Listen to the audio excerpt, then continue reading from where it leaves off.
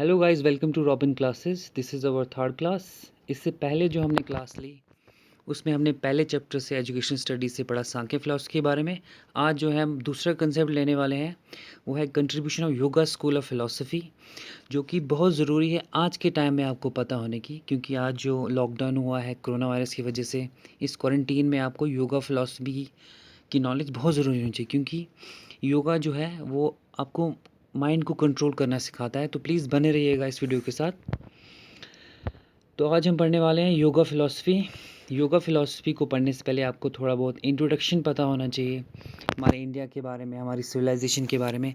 तो गाइज़ मैं आपको बता दूं, हमारे इंडिया में 4 ancient civilization of the world, जो पूरी दुनिया में 4 एंशिएंट सिविलाइजेशन थी, उसमें हमारी इंडस वैली सिविलाइजेशन भी है। तो देखते हैं वो 4 कौन सी हैं। एक थी इजिप्ट की नाइल, दूसरी थी मेसोपोटामिया, तीसरी थी हड़प्पन सिविलाइजेशन और चौथी थी चाइना की सिविलाइजेशन। तो अब हम देखते हैं ये इंडस वैली सिविलाइजेशन जो थी वो कब ख़त्म हुई। ये जो थी ये हुई थी 1000 साल तक ही चली। इसका जो काज बताया गया ये ख़त्म क्यों हुई, कुछ लोग बोलते थे फ्लड आया, कुछ हिस्टोरियन बोलते थे फ्लड आया, या कुछ हिस्टोरियंस बोलते थे आर्यंस की इन्वेजन की वजह से इनका एक्सटेंट हो गया। लेकिन अभी तक हमें कुछ पर्टिकुलर काज पता नहीं है इसका। तो जब आर्यंस ये जब इंडस वैली सिविलाइजेशन ख़त्म हुई उसके बाद जो था हमारा वैदिक पीरियड स्टार्ट होता है। तो आर्यंस हमारे इंडिया में आए, बोला जाता है वो आए सेंट्रल एशिया से आए थे थ्रू कैस्पियन सी, ये बोला था मैक्स मिलर ने। तो अभी तक पता नहीं आर्यन नेटिव थे इंडिया की कि सेंट्रल एशिया से आए थे। तो हम देखते हैं वैदिक पीरियड में और क्या हुआ था। आपको जैसे पता है 4 वैदिक लिटरेचर्स हैं, जैसे कि ऋग्वेदा, समवेदा, यजुर्वेदा और अर्थावेदा। ऋग्वेदा जो है वो oldest religious text of India है। इसमें 1028 हाइम्स आते हैं और 10 मंडल्स आते हैं। जो दूसरा है समवेदा, वो मेलोडी से डील करता है। यजुर्वेदा सेक्रीफाइस से डील करता है और अर्थावेदा मैजिक से डील करता है। और एक बुक है और आर्यंकास। आर्यंकास जो है एक फॉरेस्ट बुक है जो ज़्यादा एम्फेसिस देती है मेडिटेशन पर। और जो आपका और अब अगर हम इंडिया के बारे में जानें तो हमारा एंशिएंट बुक्स जो हैं उनमें वो जो लेटर वैदिक पीरियड में आई, जो महाभारत थी, महाभारत जो वेद व्यास ने लिखी, और जो रामायण थी वो वाल्मीकि ने लिखी। ये था थोड़ा सा इंट्रोडक्शन। अब हम पढ़ेंगे योगा फिलॉसफी के बारे में जल्दी से। योगा फिलॉसफी जो थी वो वेदास और उपनिषद के टाइम में नहीं है। योगा जो था वो प्री वैदिक टाइम में भी चल रहा था, वैदिक टाइम से पहले इंडस वैली सिविलाइजेशन में भी। उसका सबूत हमारे पास ये है, एक मीडिएटिंग स्टैचू मिला हमें, एक्सकवेट किया हमने कहाँ से, मोहनजोदारो से, सिंधु वैली से। वो प्रूव करता है कि जो योगा था वो उस टाइम से चलता आ रहा था। तो अब देखते हैं हम, हिरण्यगर्भा जो थे उन्हें फाउंडर ऑफ योगा फिलॉसफी कहा जाता था। लेकिन जो क्रेडिट है योगा फिलॉसफी को प्रेजेंट करने का वो जाता है महर्षि पतंजलि को। फादर ऑफ योगा फिलॉसफी कहा जाता है किसको? महर्षि पतंजलि को। तो याद रखेंगे गाइस, ऑब्जेक्टिव आता है योगा फिलॉसफी के फादर कौन थे। तो योगा फिलॉसफी के फादर जो थे वो थे महर्षि पतंजलि। इन्होंने एक बुक लिखी थी जिसका नाम है योगा सूत्रा। ये बुक लिखी थी महर्षि पतंजलि ने। तो ये था, आपको ये चीज़ें आपको बहुत ज़रूरी पता होनी चाहिए। योगा पहले से चलता आ रहा है, फिर महर्षि पतंजलि जो इसके फादर और योगा सूत्र ने बुक लिखी। कुछ इंपॉर्टेंट चीज़ें आपको पता होनी चाहिए योगा फिलॉसफी के बारे में। इससे पहले गाइस जो हमने फिलॉसफी पढ़ी Sankhya philosophy, the difference between yoga and Sankhya is that Sankhya believes in 25 steps. मैंने आपको बताया था सांख्य जो था 25 एलिमेंट्स पे बिलीव करता था for the process of development. लेकिन योगा जब फिलॉसफी आई उन्होंने एक और एलिमेंट इसमें ऐड कर दिया, और वो एलिमेंट था गॉड का एलिमेंट। तो जो योगा फिलॉसफी वाले थे, they believe that this universe is made by God. इस यूनिवर्स को जो है किसने बनाया? गॉड ने, भगवान ने बनाया है। विद द कॉम्बिनेशन ऑफ प्रकृति एंड पुरुषा। किसके कॉम्बिनेशन से? प्रकृति और पुरुषा के कॉम्बिनेशन से। जो प्रकृति, पुरुषा और गॉड जो हैं वो एटर्नल है और इन्फिनाइट हैं। ठीक है, तो इस तरीके से यूनिवर्स बना। और इंसान को भी किसने बनाया? Man is the sum total of प्रकृति, मैटर, पुरुषा, consciousness and God, and his evolution is dependent on these three. तो एवोल्यूशन किसने बनाया उसका? प्रकृति, पुरुषा और गॉड ने। तो एवोल्यूशन कैसे है यूनिवर्स का अकॉर्डिंग टू योगा, इन 3 की वजह से। और योगा फिलॉसफी और बोलते थे the ultimate aim of human life is to realise emancipation which begets supreme bliss. जो अल्टीमेट एम है ह्यूमन लाइफ का, इमेनिस्पेशन करना। Emancipation means set free from slavery, from dependence. Emancipation का मतलब, और एक सुप्रीम ब्लेस कर लेना। अल्टीमेट एम किसका था? योगा फिलॉसफी ने कहा था। तो ये कुछ इंपॉर्टेंट चीज़ें आपको पता होनी चाहिए। ऑब्जेक्टिव में आता है कौन सा एलिमेंट ऐड किया था? गॉड का एलिमेंट ऐड किया था, ठीक है। और यूनिवर्स कैसे बना? 3 चीज़ों से, गॉड, प्रकृति और पुरुषा से।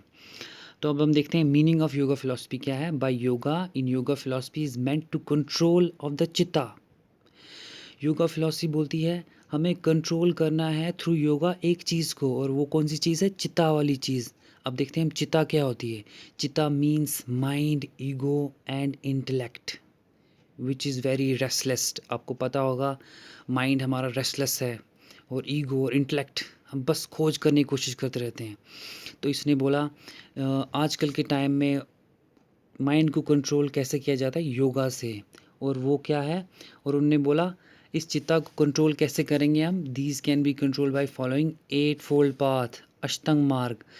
सी गाइस, आजकल के टाइम में जब इतनी मेंटल प्रॉब्लम्स चल रही हैं, डिप्रेशन आ रही है, आपको ये चीज़ें पता होनी चाहिए कैसे माइंड को कंट्रोल किया जाता है। योगा फिलॉसफी बोलती थी 8 फोल्ड पाथ से, अष्टांग मार्ग से हम क्या कर सकते हैं?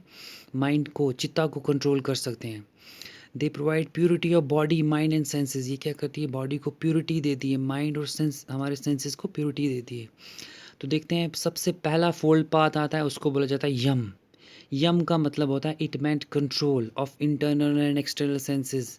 यम का मतलब होता है हमारे सेंसेस को कंट्रोल करता है। कैसे? 5 तरीकों से। पहला, नॉन वायलेंस। हमें क्या करना है? हमेशा नॉन वायलेंस रहना है against any creature, bye speech से, बोलने से, एक्शन से और माइंड से।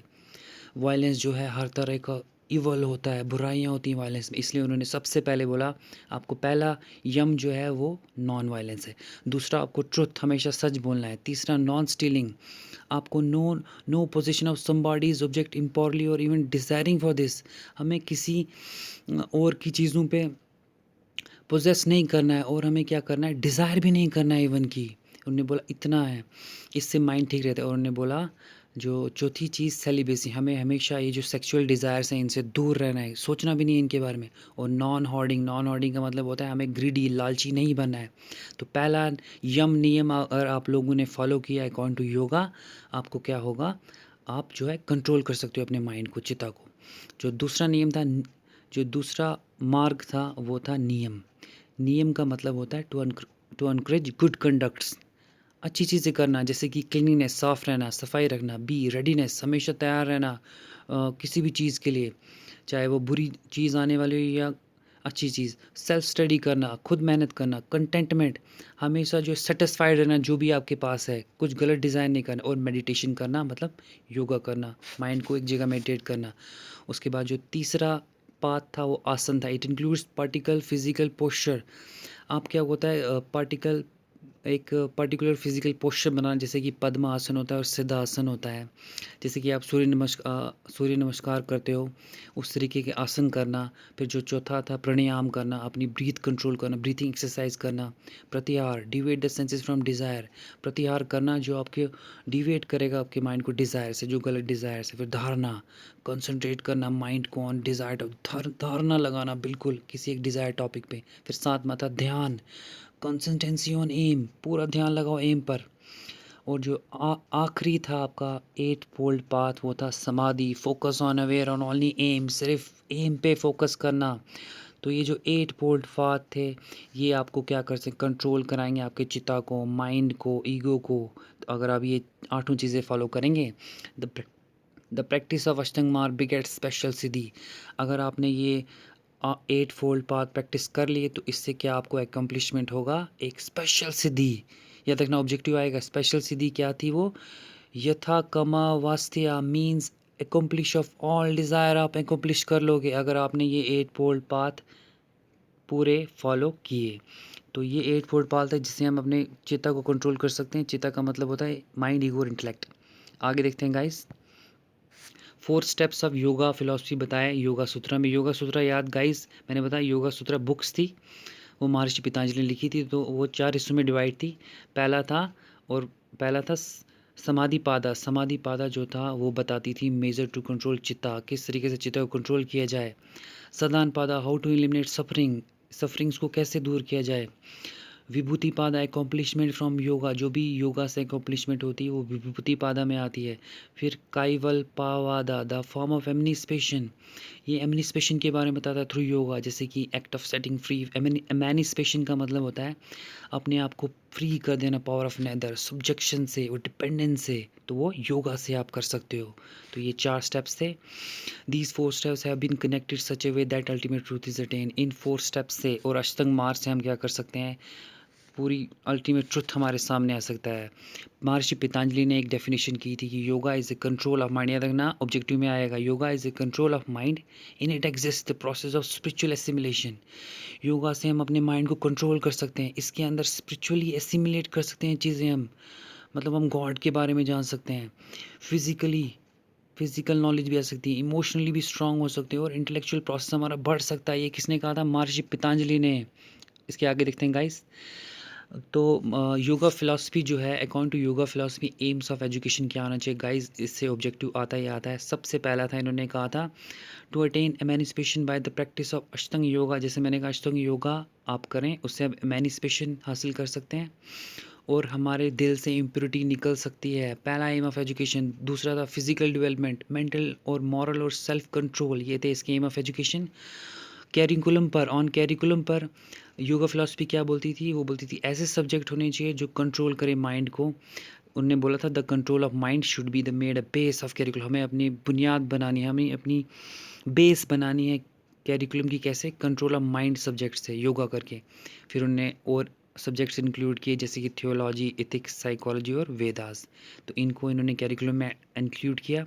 उसके बाद देखते हैं कौन कौन से मेथड्स होने चाहिए पढ़ाने के, जैसे कि सूत्रा मेथड। तो गाइज योगा फिलॉसफी बोलती थी ऑब्जेक्टिव में आ सकता है। कितने सूत्राज हैं, 195 सूत्राज हैं। मीन्स सूत्राज का मतलब होता है मीन्स स्मॉल स्टेटमेंट फॉर्मूलाज, जिससे हम किसी भी प्रॉब्लम को सॉल्व कर सकते हैं। सूत्रा मतलब फॉर्मूलाज और स्मॉल स्टेटमेंट्स। और उनने और मेथड दिए पढ़ाने के बच्चों को, लेक्चर मेथड और डायरेक्ट मेथड, मतलब डायरेक्टली थ्रू सेंसेस से पढ़ाया जाए। फिर जो टीचर का रोल, वो बोलते थे टीचर एक ऐसा होना चाहिए, he should have attain higher stage of samadhi, higher stage of samadhi उसने अटेन की होनी चाहिए। Should have pursued good, should have pursued God, उसको गॉड को परस्यूड किया होना चाहिए थ्रू समाधि से, थ्रू योगा से। उसने मेडिटेट कर करके गॉड की नॉलेज हो गई होनी चाहिए उसको, मतलब क्लोज होना चाहिए गॉड के, पूरी नॉलेज हुई होनी चाहिए। प्योर होना चाहिए, सीक्रेट सैक्रेड होना चाहिए और नॉट है वर्ल्डली डिज़ायर। और उसको क्या होना चाहिए, जो वर्ल्डली डिज़ायर हैं, ये जो वर्ल्डली डिज़ायर्स हैं, ये बिल्कुल नहीं होनी चाहिए टीचर को। He should be free from worldly desires, जो हम डिज़ायर्स करते रहते हैं। तो ये था guys aims of education, curriculum, methods और टीचर्स का role according to yoga philosophy, और थोड़ी सी योगा की हिस्ट्री की बताई। प्लीज़ गाइस अगर आपको पसंद आया प्लीज़ लाइक शेयर सब्सक्राइब कीजिए।